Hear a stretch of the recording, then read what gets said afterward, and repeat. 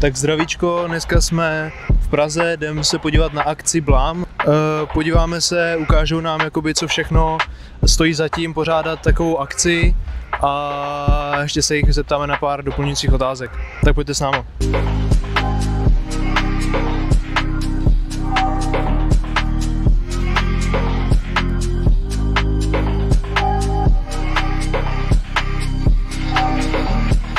OK, tak já už jsem tady s klukama, já bych se chtěl jenom zeptat na pár otázek ohledně, jako, že byste se nám mohli představit, kdo jste a co vás vlastně spojilo. Tak já začnu, já jsem Mikuláš, a.k.a. Kevu, hraju už 16 let v takový nějakým pomezí undergroundu a prostě všeobecně klubové hudby. A tohle je Blam, který jsme dělali s Jakem, se kterým jsme se poznali podle mě cirka... V mých 15, takže takových 8 let dozadu. Jo, nějakých 2017, 2018, něco takového. No. Já jsem byl na Keva jednou drzej, řekl jsem mu, že ať se počká pár let, že budeme ty stage sdílet spolu. It happens. Že se stavíme, no, nebo takže, no, stavíme.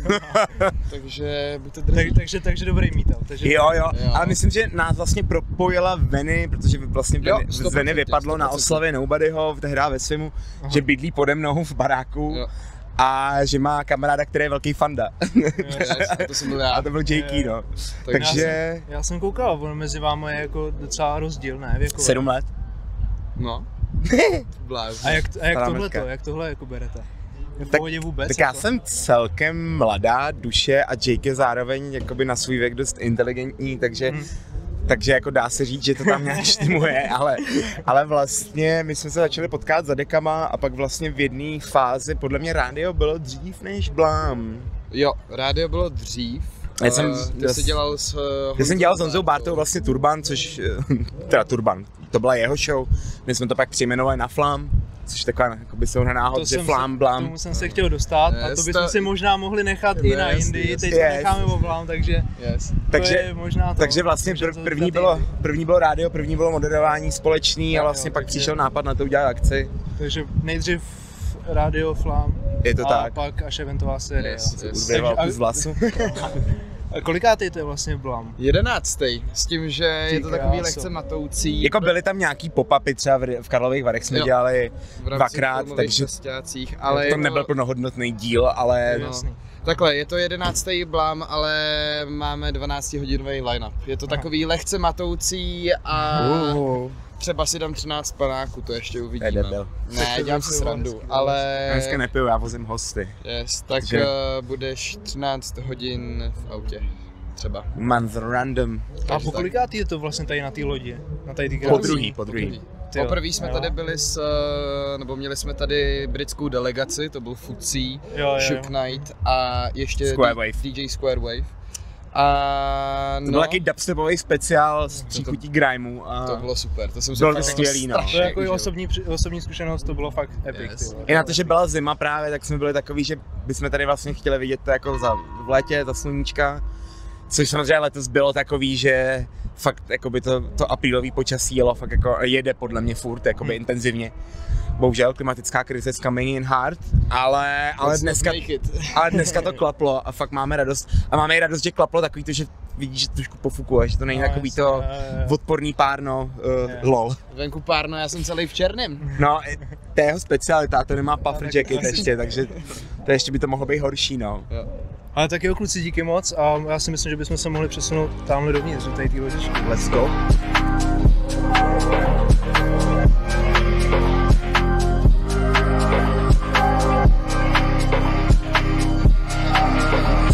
Chtěl zeptat ještě, jak vzniknul název Blam vůbec? Tak to... Jestli to má něco společného s JME? Nebo ne? Hrálo nám to spíš do karet. Vyšlo to tak, že já jsem byl na výstavě Basquiata ve Vídni se Šimim a koukal jsem na jeden obraz, u kterého jsem prostě asi strávil víc času než u ostatních a bylo tam prostě citoslovce Blam. A protože já jsem dost na komiksy, Mickey je dost na komiksy, je to úderný, prostě Bčko je druhý písmeno v abecedě a ještě ke všemu, to s tím Jamiem, tak jsem volal Mickeymu, když jsme byli na cestě na vlak a že co kdybychom to nazvali tohle. Kam jsme jeli? Jo, no ne, já jsem jel právě se Šimákem zpátky z Vídně. A ty jsme to tak jako odsouhlasil a pak jsme měli takovou schůzečku a tam to klaplo. Tam to klaplo, no. Ale za mě asi ten Jamie je takovej. Je to dobrý referenční Mě to bod vždycky prostě, vrtalo no. totiž hlavou, jestli Jo, to jo, není jo. něco s tím, OK. No a to vlastně mohli byste nám vysvětlit, jak funguje vlastně celý provozování prostě od oslování artist až po samotnou prostě... Hele, klasika, no tak na arty si musíš se dát nějaký kontakt, v téhle době asi nějaký booking nebo manažer, občas si ti to podaří, nebo dřív to bylo asi jednodušší, protože ty lidi třeba, nevím, když to řeknu hodně jednoduše, jako lidi třeba do 5000 followerů, neměli třeba management, teď už prostě lidi mají 2500 followerů a už mají bookingovku, kde vždycky počítají s tím, že tam je nějaký fíčko, který oni si berou, což bývá 10 až 15%, a plus oni samozřejmě bojují za nějakou co nejvyšší cenu.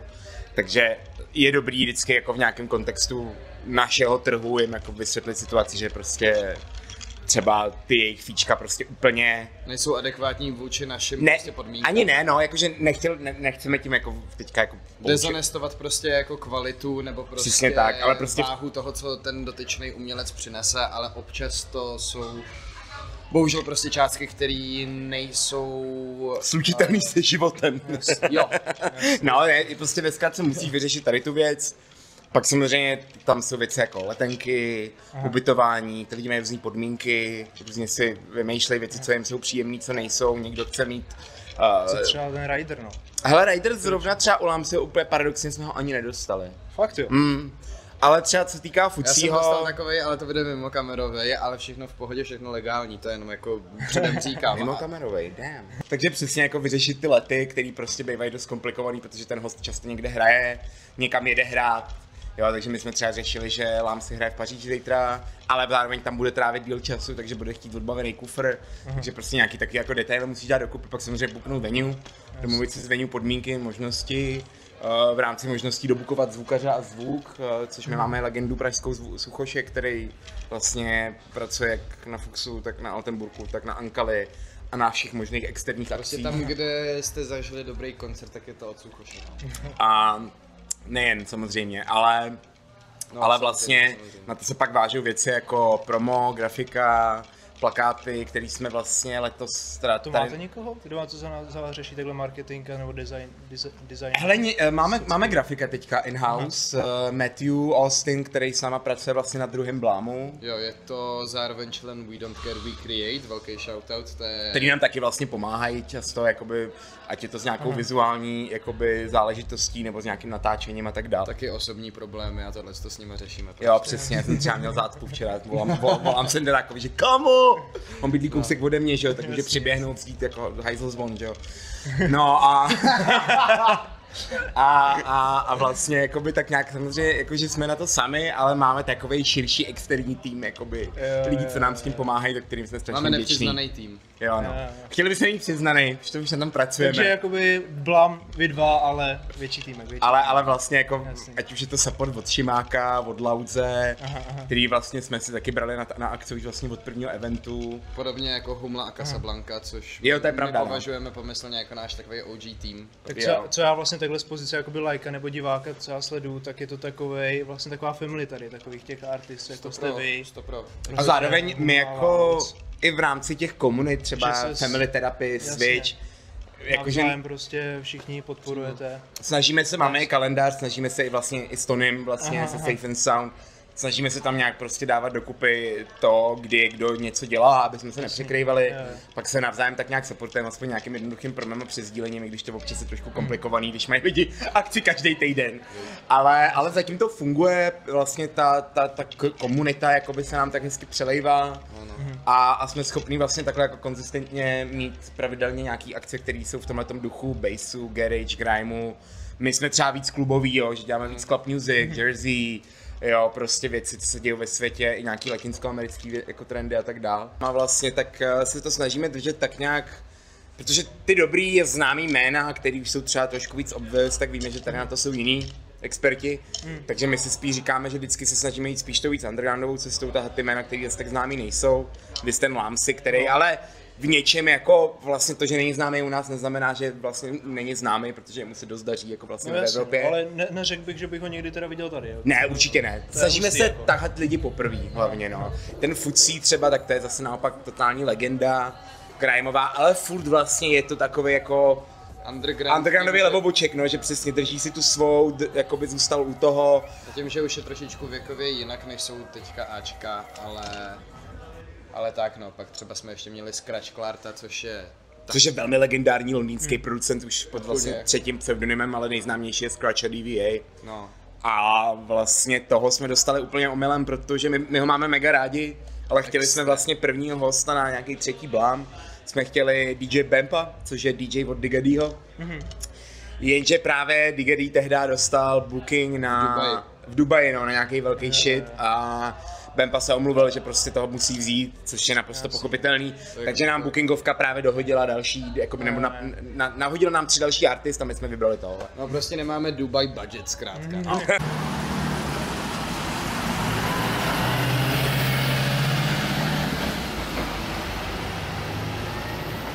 Jsme se přesunuli za dek a hele, jak se tak jako připravuješ na set? Hele, já většinou teďka, vzhledem tomu, že moc nestíhám, tak pro mě je stěžení si podívat na to, co vyšlo, pokoupit, postahovat, rozstřídit a to je asi taková nějaká příprava, kterou dělám pravidelně. Takže já jsem takový, že si nedělám sety, spíš si prostě neustále updateuju jakoby foldery a tak nějak se držím jako v obraze, no prostě kupuju si nové věci a prostě furt obměňuju složky, mažu něco, co už nehraju, ale já už jsem takový, že já rád prostě přijdu a střílím od boku. Jo, takže nepřipravuješ si tracky, Moc ne, prostě no. jedeš freestyle. Jakoby, Jenom když jsou to hodně jako specifické akce, Jo. protože já mám jakoby ty složky rozdělený, takže mám nějaký jako úseky žánrový a i tempový, jo, že něco se pohybuje kolem 100 nebo 90 až 100 BPM, něco je mezi 120 a 130 a pak mám takových těch 130, 140 a 50 až 150 až 160. Jasně. Takže jako já většinou rád pracuji s tím, že vidím ten crowd na místě a zároveň jak se cítí zrovna v ten daný moment po tom interpretovi, co hrál přede mnou, protože vlastně nikdy nemáš daný, co on bude přesně hrát, jak to skončí, jak na to ty lidi budou reagovat a jestli bude potřeba, abys to naopak změnil, nebo se v tom zůstal, nebo minimálně něčím podobným navázal. Jo. Takže já rád pracuji s tím jakoby na místě, no. Hele, a co pro tebe je jakoby dobrý vydařený set prostě? Ty jo, hele, asi od setu já, co mám rád, když jdu jako poslouchat, a zároveň to tak aplikuju i na svůj set, je asi takový to, že ten člověk Nějaký moment překvapení?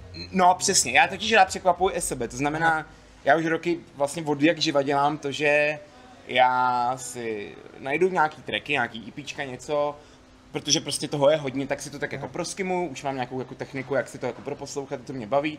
Když mě to baví, tak už si to rovnou třídím do nějakých složek a pak vlastně až když stojím u těch deků, tak koukám, říkám, je tohle nový, poslechnu si to, řeknu super, tohle je přesně ono. A vlastně znám ty tracky třeba z třetiny. Takže jakoby hodně lidí by ti řeklo, že to tak že bys to tak dělat neměl, že bys si měl ty věci fakt znát. Já si myslím, že jdeš ty tracky trošku na blind eye, jo? Jo, ale to je právě ten proces toho třízení, že vlastně během toho procesu já si to fakt poslechnu pak a fakt vím, kam to zařadit, abych pak, protože nemám úplně nejlepší paměť, že mám ADHD a mám paměť úplně all over the place, pamatuju si věci, které bych si pamatovat vůbec nemusel. Tak vlastně pak mám takový ten spoleh na sebe, že vím, že to, co je v té složce, dává smysl.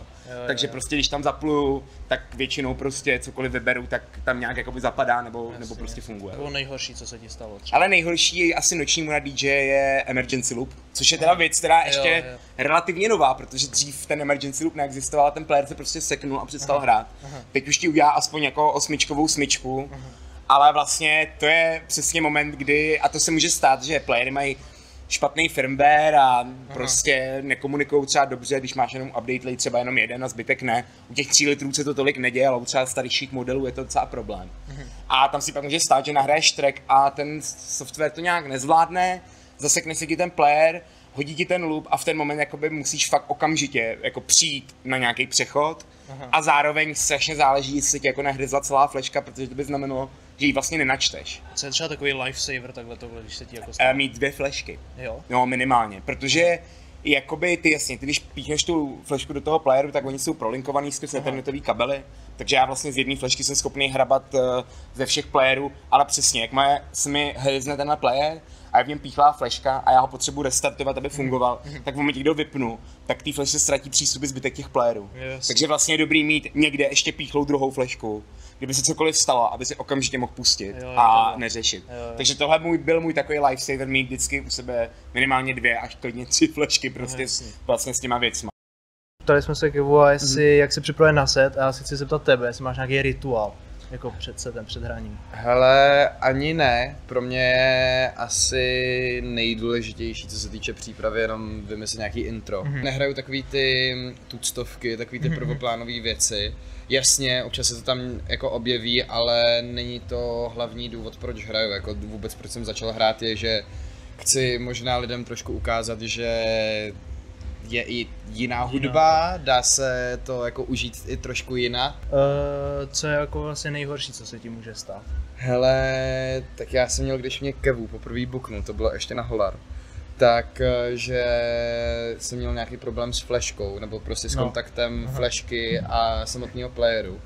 A udělal se emergency loop, což znamená, že se to prostě zalúpuje a nevíš prostě co s tím.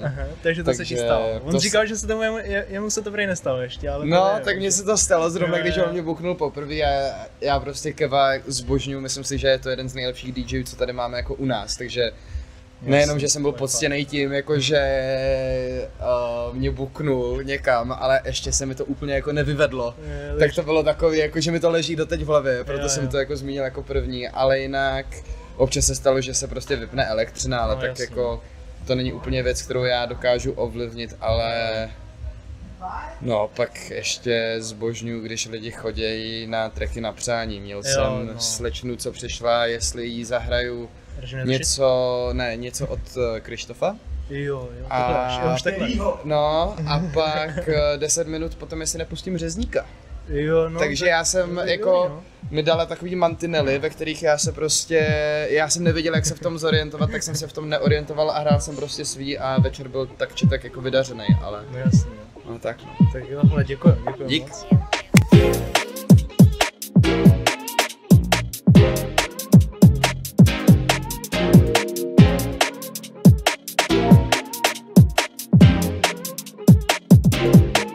Fakt super. A lidi i jako response a show Shimiho s Lauzem byla top, i když ty málem nás stála 60 000, protože tam natekla voda do playeru, jak si mohli všimnout. Málem, takže nestála.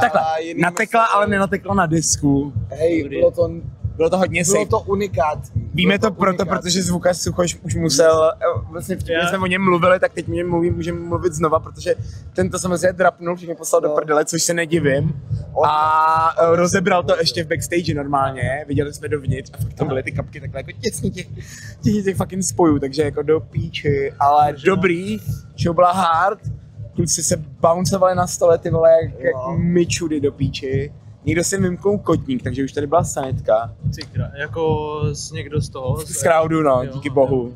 Ještě Šimák, ty vole, aby spadl blbě. No jako já chci vysvětlit tady Šimáka, protože to je za mě jako největší showman všech dob, co jsem asi viděl. Hej, byl zábavnej, jako... Jak to bylo v tom klubu? S tím nízkým stropem. Prostě jako velký stage, vole, festival je super, ale jakoby, si myslím, že na tohle nic nemá.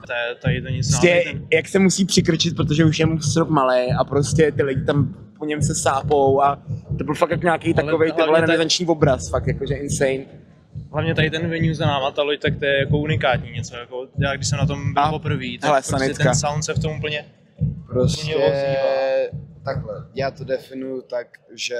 že přijela sanitka, takže it was fine. Ne, to nemůžu říkat. Za první a za druhý prostě Šimák, on stojí na pódiu 3-2-1 prostě jako nejlepší rapeři u nás i na Slovensku, si myslím. A ať mu vyřešíme jakýkoliv prostě prostor, tak to je jeho prostor. Jakože Šimák je fakt unikát. On si umí udělat svůj prostor hlavně. To je základní. Za mě je to momentálně nejlepší slovenský rapper. Yes. A tady někdo dostane na píču. Ale dobrý, to je... Potkáme se s Lukou a Luka. To je stejně zaměření. Čomoj! Proč by ho to urazilo? Ne, však on je borec. Pravdu hovorím. No. Co je dál? A co Lamzy?